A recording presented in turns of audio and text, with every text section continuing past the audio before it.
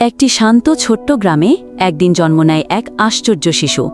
সে ছিল একেবারে সাধারণ বাচ্চাদের মতোই, কিন্তু সবাই অবাক হয়ে দেখে শিশুটির পিঠে আছে ছোট্ট, নরম, রঙিন পাখা।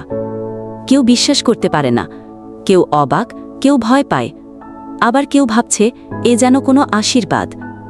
শিশুটি বড় হতে থাকে। সে ডানাগুলো দিয়ে ছোট ছোট কাজ করতে শুরু করে। গাছে উঠে ফল আনে, ছাদ থেকে বিড়াল নামিয়ে আনে, এমনকি বৃদ্ধ দাদার জন্য জল নিয়ে আসে কাদা রাস্তা পেরিয়ে। কেউ কেউ প্রশংসা করে, কেউ সন্দেহ করে।